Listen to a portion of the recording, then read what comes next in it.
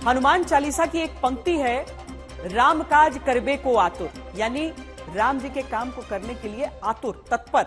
इसी आतुरता के साथ आज प्रधानमंत्री नरेंद्र मोदी ने नासिक के पंचवटी से 11 दिन का व्रत अनुष्ठान शुरू किया है। 11 मिनट का आज ऑडियो संदेश भी जारी किया है। क्या प्रधानमंत्री ने अपनी इस राम नीति से विपक्ष की उस राजनीति को भी जवाब दे दिया जो राम मंदिर के निमंत्रण को अस्वीकार करते हुए सवाल उठाती है?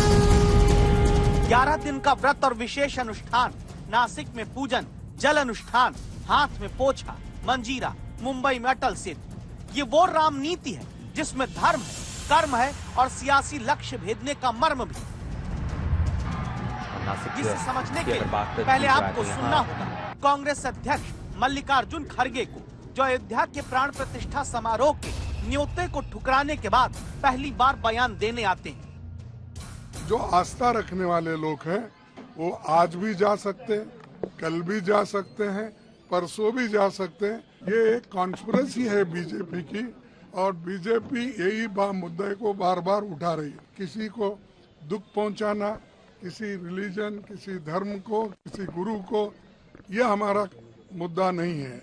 हमारा मुद्दा सिर्फ है कि मोदी जी जनता के लिए अनएम्प्लॉयमेंट में क्या काम कर रहे हैं, इन्फ्लेशन के बारे में क्या कदम उठाए, जो गरीबों लोग आज तंग और तबाह हो गए हैं, युवक भी बहुत रोड पे गिरे हैं, तो उनकी चिंता हमको है, उसके बारे में हम उनको पूछ रहे हैं।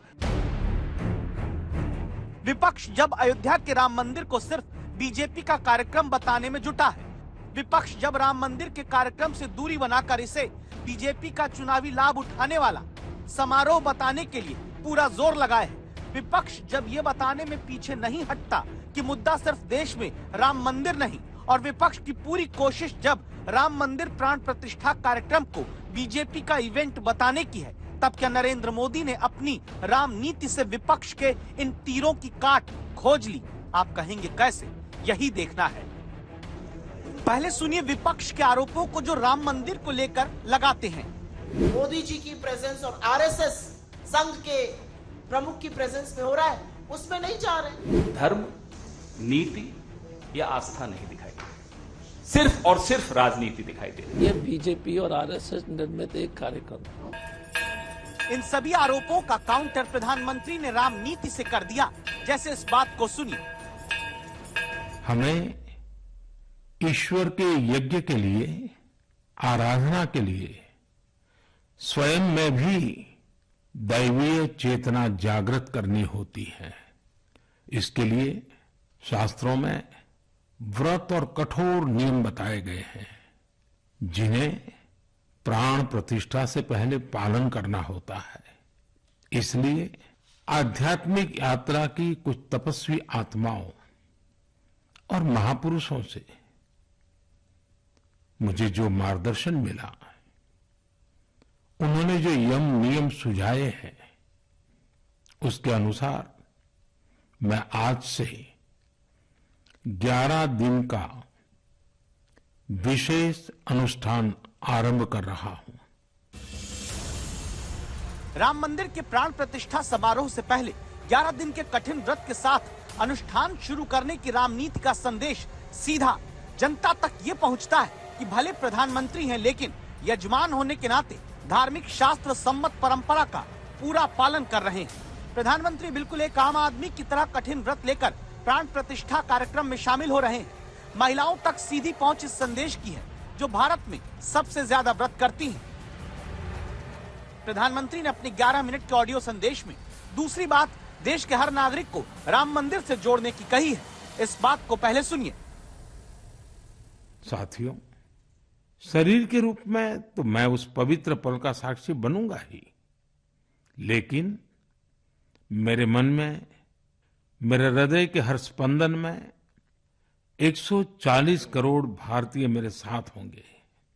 आप मेरे साथ होंगे, हर राम भक्त मेरे साथ होगा, और वो चैतन्य पल हम सबकी सांझी अनुभूति होगी, जब मैं आपकी ऊर्जा को साथ लेकर गर्भगृह में प्रवेश करूंगा, तो मुझे भी एहसास होगा कि मैं अकेला नहीं, आप सब भी मेरे साथ हैं।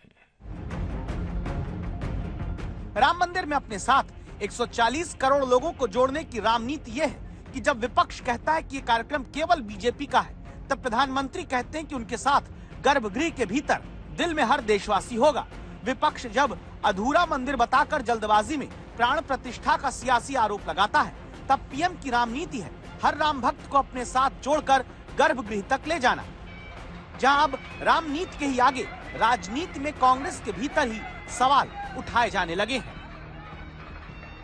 हम 22 तारीख को जो अयोध्या में मोदी जी के नाक के नीचे मोदी जी की प्रेजेंस और आरएसएस संघ के प्रमुख की प्रेजेंस में हो रहा है, उसमें नहीं जा रहे।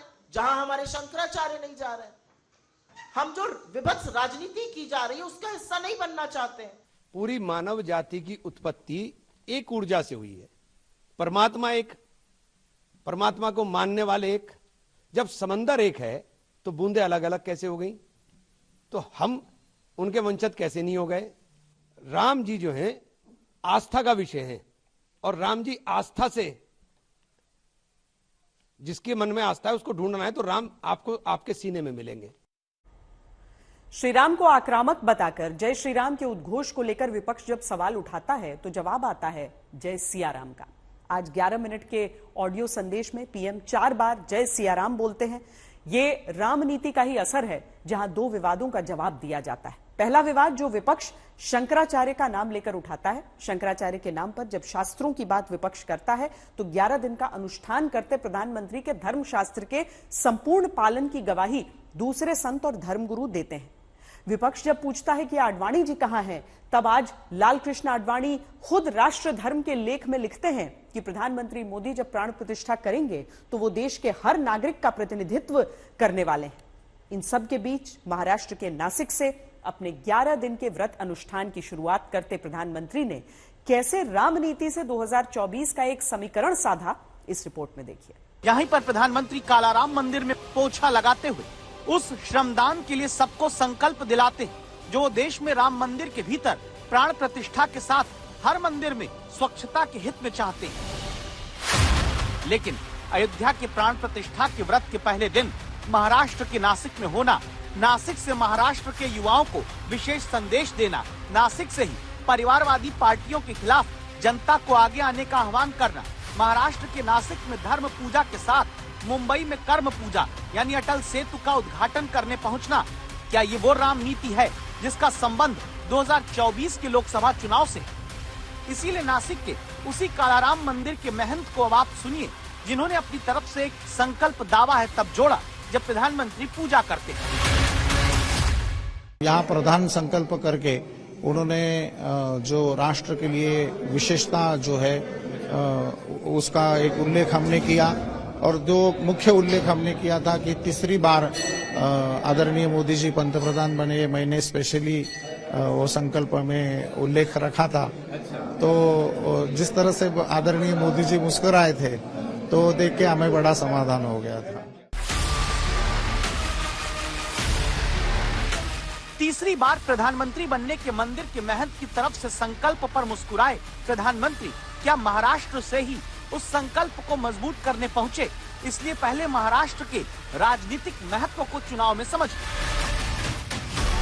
उत्तर प्रदेश, गुजरात, मध्य प्रदेश, राजस्थान, हिमाचल प्रदेश, उत्तराखंड, दिल्ली, छत्तीसगढ़, कर्नाटक और झारखंड बीजेपी के लिए 2019 में सबसे ज्यादा सीटें देने वाले राज्य रहे। 2019 में बीजेपी ने इन राज्यों की कुल 239 में से 214 सीटें जीती। 2024 में यहां और सीटें बढ़ाने की गुंजाइश कम है। दूसरी श्रेणी में महाराष्ट्र, बिहार और असम है। यहाँ बीजेपी ने 102 सीटों में से 89 सीटें जीती थी। पश्चिम बंगाल, ओडिशा, जम्मू कश्मीर, तेलंगाना और गोवा में बीजेपी ने अपने सहयोगी दलों के साथ मिलकर 2019 में 88 में 34 सीटें जीती। केरल, आंध्र प्रदेश, तमिलनाडु, पंजाब और असम छोड़कर उत्तर पूर्व बीजेपी ने यहाँ 114 में से 9 सीटें जीती। महाराष्ट्र, बिहार और पंजाब अब ये वो 3 राज्य हैं जहां 2019 में सहयोगियों के साथ एनडीए उतरा था, लेकिन अब सहयोगी अलग होकर विपक्षी गठबंधन में या तो शामिल हो गए या अलग अपना भी निर्गुट है। तब प्रधानमंत्री अयोध्या के समारोह के बाद बिहार दौरे पर जाने वाले और प्राण प्रतिष्ठा से पहले महाराष्ट्र पहुंचे, जहां नासिक में युवा सम्मेलन में वो एक बात जोर देकर कहते हैं। जिन्होंने लंबे समय तक देश पर शासन किया, उनकी नीयत और निष्ठा दोनों सवाल के घेरे में रही। उनकी नीयत सिर्फ सत्ता हासिल करने की रही, वोट बैंक बनाने की रही, अपनी तिजोरियां भरने की रही। उनकी निष्ठा देशवासियों के प्रति नहीं, बल्कि सिर्फ और सिर्फ अपने परिवारों को आगे बढ़ाने तक ही सीमित रही। इसलिए वो न विकसित भारत के बारे में सोच सके, न आधुनिक इंफ्रास्ट्रक्चर को लक्ष्य बना सके। इससे देश का कितना नुकसान होता है। राम नीति पर इस वक्त व्रत पर चलते प्रधानमंत्री महाराष्ट्र में अगर परिवारवाद को हटाने की बात कहते हैं, तो इसके सियासी मर्म को समझिए। महाराष्ट्र में 48 लोकसभा सीट है। बीजेपी ने 2019 में शिवसेना के साथ मिलकर 41 सीट जीती, जिसमें 23 बीजेपी जीती, 18 शिवसेना जीती। अब 2024 में स्थितियां बदल चुकी हैं। शिवसेना और एनसीपी दो फाड़ हो चुके हैं। शिवसेना बनकर शिंदे गुट और एनसीपी का अजित पवार गुट बीजेपी के साथ है। भले शिंदे की शिवसेना और अजित पवार के एनसीपी गुट के सांसद और विधायक एनडीए में हैं, लेकिन जमीनी कार्यकर्ता इन दोनों दलों के किसके साथ हैं साफ नहीं। ऐसे में प्रधानमंत्री महाराष्ट्र में परिवारवाद की राजनीति खत्म करने की जब बात कहते हैं, तो सीधे निशाने पर उद्धव ठाकरे और शरद पवार का परिवार ही आता है।